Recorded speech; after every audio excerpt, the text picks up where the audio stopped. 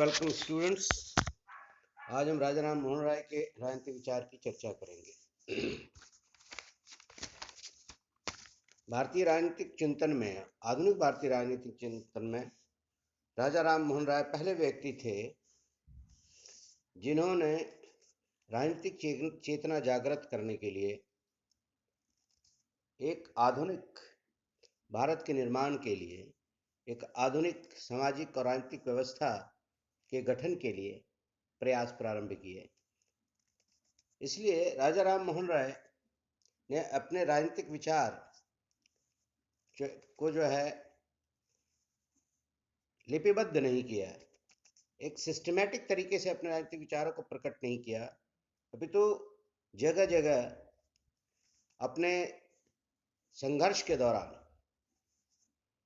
जब वो धार्मिक सामाजिक सुधार का कार्य कर रहे थे, उसके दौरान उन्होंने राजनीतिक विषय पर जो टीकाएं या टिप्पणियां करी, जो वक्तव्य दिए, उन्हीं को एकत्रित करके उनके राजनीतिक विचारों को समझा जा सकता है।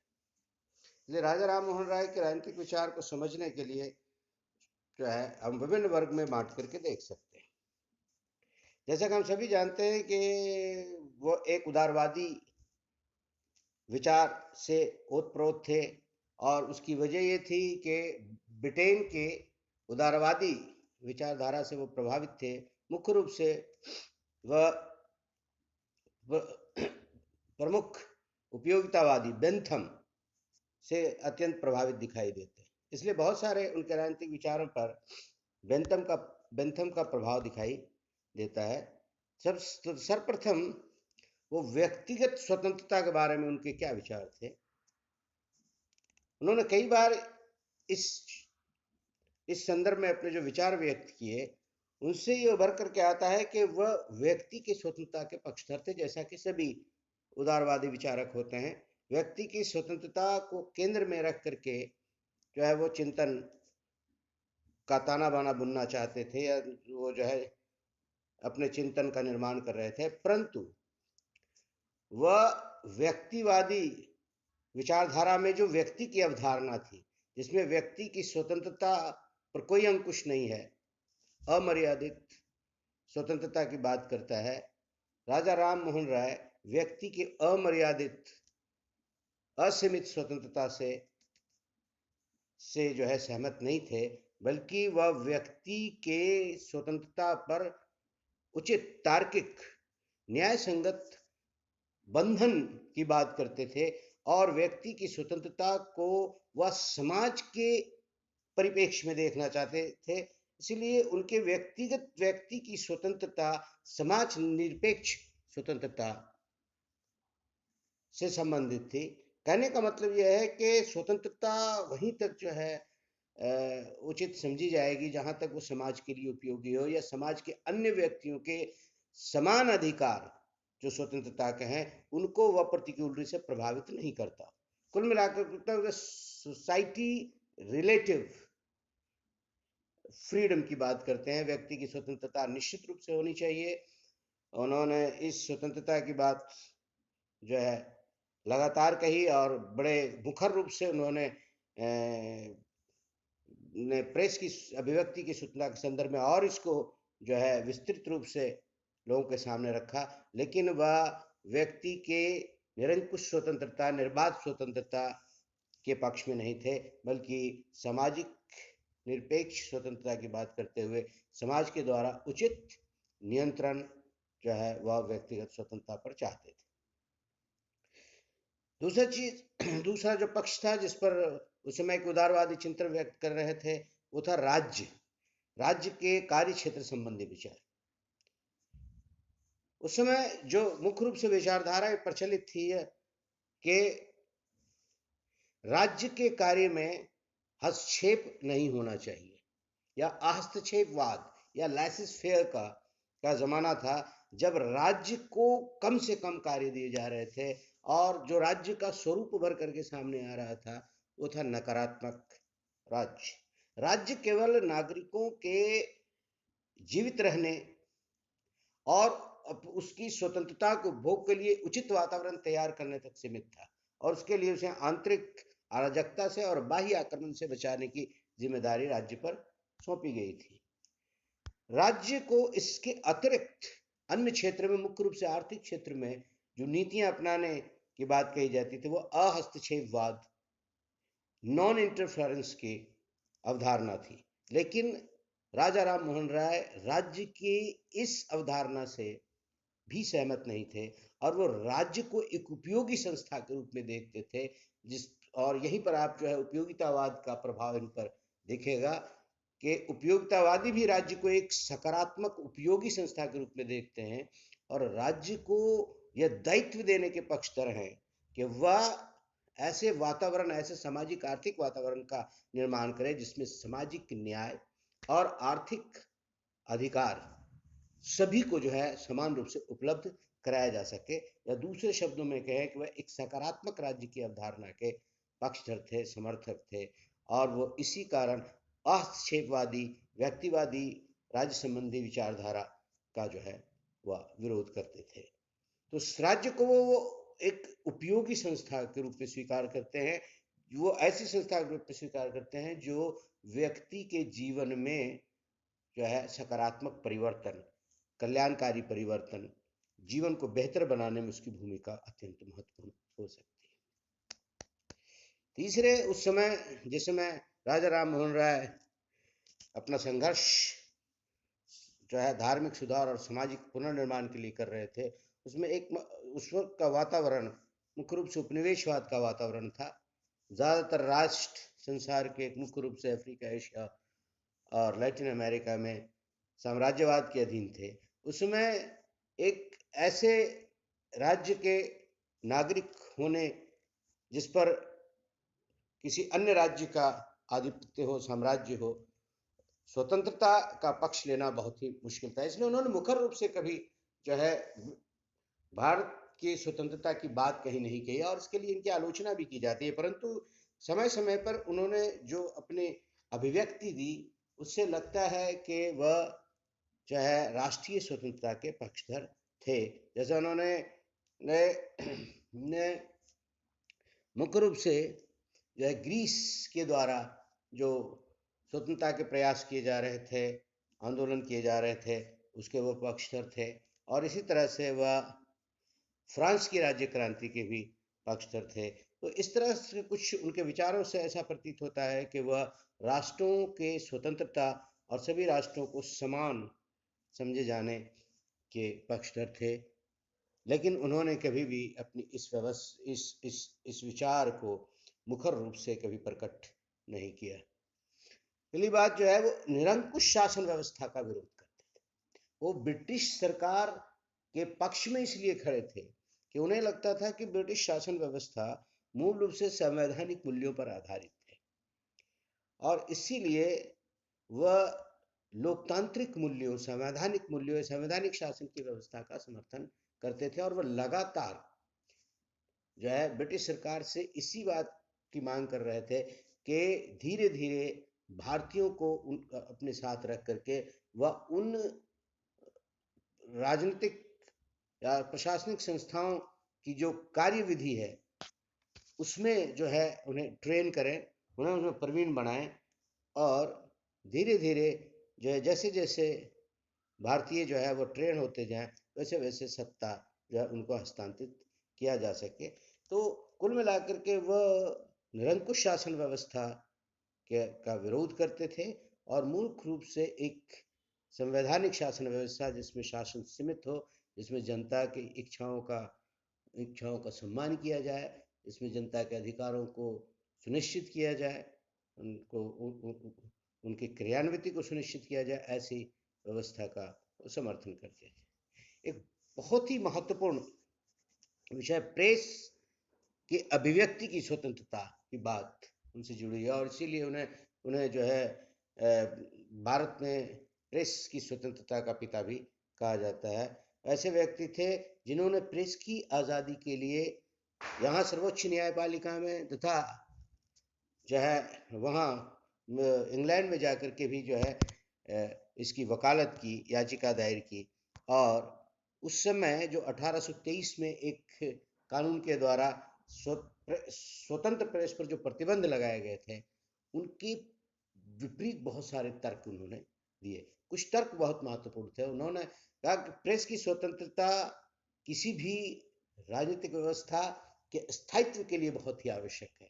इसलिए वो ब्रिटिशर्स को सलाह दिया करते थे कि ये वो व्यवस्था है जिसके द्वारा वह नागरिकों के भावनाओं को जान सकते हैं और नागरिकों के भावनाओं को, नागरिकों का असंतोष को जानने के लिए उनके पास यही मार्ग है और इससे ही वो अपने शासन व्यवस्था की आयु को लंबी कर सकते हैं। तो इसके माध्यम से आप समस्याओं को जानेंगे और फिर समस्याओं का समाधान जो है नियत समय पर कर पाएंगे। उसी बात जो वो कहना चाह रहे थे कि संसार में ऐसी कोई जगह नहीं है जहाँ प्रेस की स्वतंत्रता, ऐसी कोई घटना नहीं है कि जहाँ पर प्रेस की आज़ादी की वजह से वहाँ सत्ता के विरुद्ध क्रांति हुई। रादर प्रेस की स्वतंत्रता तो सत्ता के पक्ष में कार्य करती हुई दिखाई देती है। नागरिक अपने अपने असंतोष को अभिव्यक्त करने का मार्ग देखते हैं और सरकार को नागरिकों के बारे में जानने का अवसर मिलता है। तो इस तरह से प्रेस की स्वतंत्रता के संबंध में उन्होंने बहुत सारे तर्क दिए और प्रेस की स्वतंत्रता के संबंध में उन्होंने जो याचिकाएं दायर की उसमें उन्होंने जो आर्गूमेंट्स दिए उससे जो है उनके राजनीतिक सोच की परिपक्वता जो है वो जाहिर होती है। इसके अतिरिक्त जो है उन्होंने प्रशासन के संदर्भ में बहुत सारी बातें उसमें कही। उसमें जो है मुख्य रूप से राजा राम मोहन राय भी उसी दौर के राजनीतिक चिंतक है जब वह ब्रिटिश शासन व्यवस्था के न्यायप्रियता में विश्वास करते थे और ब्रिटिश शासन व्यवस्था को भारत के लिए लगभग उस समय भी वो 40-50 वर्षों के लिए आवश्यक मानते थे। तो उनसे अपेक्षा किया जाए, उनसे अपेक्षा की जो की जा रही थी उसमें एक प्रशासनिक सुधार की बात थी और प्रशासनिक सुधार के संदर्भ में जो मुख्य बिंदु है वो जागीरदारी व्यवस्था का विरोध करते थे, उसमें सुधार चाहते थे। वो चाहते थे कि जो है ब्रिटिश सरकार का सीधा नियंत्रण जो है, सीधा संबंध जो है जनता से हो, सीधा नियंत्रण जनता पर हो और बीच में जो जागीरदारी व्यवस्था है उसका अंत हो। लगान जो है लगातार जो वृद्धि की जाती थी उसका विरोध करते थे। वो लगान वृद्धि का, चूंकि वो मान करके चल रहे थे कि कृषकों की हालत वैसे ही खराब है और दिनों दिन खराब होती जा रही है, उस पर बढ़ते हुए लगान उसके और कमर तोड़ रही है, इसलिए वो लगातार लगान की वृद्धि पर जो है का विरोध करते थे। वो जो लगान में कमी की मांग कर रहे थे उससे जो जो जो आय में कमी होगी उसको पाटने के लिए वो कुछ सुझाव भी देते हैं कि वो पहले कहते हैं कि प्रशासनिक व्ययों में कमी की जाए, क्योंकि उनका जो प्रशासनिक अमला था ब्रिटिशर्स का उसमें अधिकतर जो है ब्रिटिश अधिकारी हुआ करते थे और बड़े उच्च जो है वो वेतन भत्ते पर काम किया करते, इसलिए वो एक और सलाह देते हैं कि उन पदों पर धीरे धीरे भारतीयों को ट्रेन करके भारतीयों की नियुक्ति की जाए ताकि वो कम जो है पैसों में या कम वेतन में वो काम कर सकें। इसी तरह से खर्चों की कटौती के लिए वो एक और सुझाव देते हैं कि स्थायी सेना जो है, जो स्टैंडिंग आर्मी हुआ करती थी उसकी संख्या में कम की जाए और उसकी जगह पर जो है वो आरक्षित सेना का समर्थन करते थे। ज़रूरत पड़े तो उनको जो है बुला लिया जाए, अन्यथा जो है उसे ट्रेनिंग करके उसे घर भेज दिया जाए। इस तरह वो प्रशासन में जो है फारसी की जगह अंग्रेजी भाषा के प्रयोग का भी समर्थन कर रहे थे। तो कुछ प्रशासनिक सुधार जो है वो चाहते थे। इसी तरह वो कुछ और सुधार की बात करते थे, मूल रूप से विधि संबंधी सुधार या न्याय संबंधी न्याय व्यवस्था में सुधार चाहते थे। विधि के संदर्भ में उनकी ये मान्यता थी कि भारत पर जो रूल किया जा रहा है, भारत पर जो शासन किया जा रहा है वह भी जो है संसद के द्वारा बनाए गए, और संसद कहाँ थी? ब्रिटेन में। ब्रिटेन के संसद द्वारा बनाए गए कानूनों से ही भारत गवर्न हो। तो उनका ये मान्यता थी कि वहाँ जो विधि बनती, जो कानून बनते हैं, उस कानून बनने की एक प्रक्रिया है और उस कानून के माध्यम से न केवल कानून का शासन होता है बल्कि नागरिकों के अधिकारों का भी संरक्षण होता है। इसलिए वो संसद द्वारा निर्मित विधि के द्वारा शासन की मांग कर रहे थे, न कि जो है गवर्नर जनरल या अधिकारियों के द्वारा बनाए गए नियम कानून के द्वारा। सामाजिक कुरीतियों के संदर्भ में वो विधि का हस्तक्षेप चाहते थे। सामाजिक कुरीतियाँ, जो समाज में जो समस्याएं, जैसे उन्होंने सती प्रथा के संदर्भ में भी सरकार से हस्तक्षेप की मांग की और अंततः उन्हें सफलता मिली उसे अवैध घोषित कराने में। इसी तरह जो गंभीर सामाजिक समस्याएं थी उनको समाप्त करने के लिए वो सामाजिक चेतना के साथ साथ वो विधि का हस्तक्षेप भी चाहते थे। इसके साथ ही वो विधि निर्माण को स्वतंत्र और विवेकपूर्ण तरीके से जो है विधि का निर्माण हो, जो वहाँ की संसद अपने लोगों के लिए कानून बनाती थी, उसी जो है मूल्यों पर आधारित हो। इसी तरह वो भारत में प्रचलित दीवानी फौजदारी जो जो नियम कानून थे, उसको उसका कोडिफिकेशन चाहते थे, उसके कोडिफिकेशन की मांग कर रहे थे, संहिताबद्धीकरण करने की मांग कर रहे थे। न्याय व्यवस्था में वो व्यक्ति विशेष के द्वारा न्याय के बजाय जूरी सिस्टम है ना, एक कलेक्टिव कॉलेजियम जो होता है जिसके माध्यम से न्याय किया जाता है, बहुमत से न्याय व्यवस्था की जाती, उसका वो समर्थन करते थे और उसकी वो मांग कर रहे थे। इसके साथ ही वह फौजदारी कानून के साथ जूरी व्यवस्था के साथ साथ वो न्याय को आसान भाषा में लोगों तक पहुंचाया जाए और उस जो न्याय किए जा रहे हैं उसका व्यापक प्रचार प्रसार हो। इसके लिए वो स्थानीय भाषा में जो है वो जो भी न्याय दिया जा रहा है, जो भी निर्णय दिए जा रहे हैं जूरी व्यवस्था के द्वारा, उसका लोगों तक पहुंचे कि न्याय की व्यवस्था जो है अब वो एक स्थापित हो गई है, एक विधिवत रूप से न्याय की व्यवस्था है। कोई भी व्यक्ति न्याय जो है इस माध्यम से जाकर के प्राप्त कर सकता है और उनको न्याय जो है निर्धारित नियमों के आधार पर दिया जाएगा। इसलिए इसका प्रचार और प्रसार आसान भाषा में, लोकल भाषा में वो बहुत ही आवश्यक मानते थे। राजनीतिक विचार के संदर्भ में एक और बात जो भारत में आज जो समस्या है, मुख्य रूप से जो धार्मिक जो है असहिष्णुता की जो समस्या आज तक जो बरकरार है, उस समय उन्होंने इसको भांपा था और उन्होंने महसूस किया था कि भारत की एकता और भारत में शांति के लिए एक बहुत जरूरी बात यह है कि धर्मनिरपेक्ष दृष्टिकोण को विकसित किया जाए। धर्मनिरपेक्ष दृष्टिकोण को विकसित करने का मूल उद्देश्य उनका यही था कि एक ऐसे समाज का निर्माण किया जाए जो एकता पर आधारित हो। एकता पर आधारित समाज, एकता और समानता और न्याय पर आधारित समाज ही एक सशक्त समाज जो है बन सकता है और एक सशक्त और सुदृढ़ समाज के आधार पर ही आप एक शक्तिशाली राष्ट्र की कल्पना कर सकते हैं। यदि धार्मिक आधार पर लोगों में वैमनस्य है, लोगों में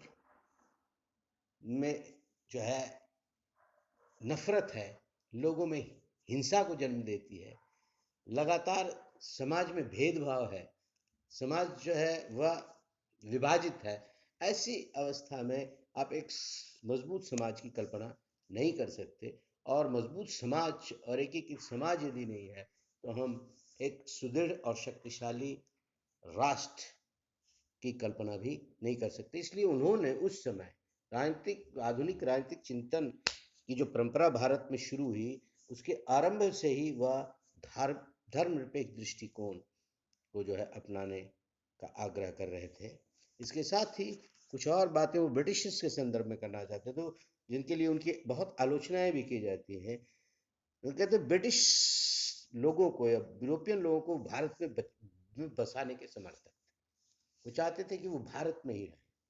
लोग है ना उनके आलोचना करते हैं कि वो जो है भारतीयों को नहीं, ब्रिटिशर्स को हमेशा के लिए जो है यहाँ सत्ता सौंपना चाहते। दरअसल ऐसी बात नहीं थी, वो यूरोपियंस को बसाने के पक्ष में इसलिए थे। बाद में भी बहुत सारे इसी परंपरा के राजनीतिक शास्त्रियों ने, भारतीय राजनीतिक शास्त्रियों ने इस बात का समर्थन किया।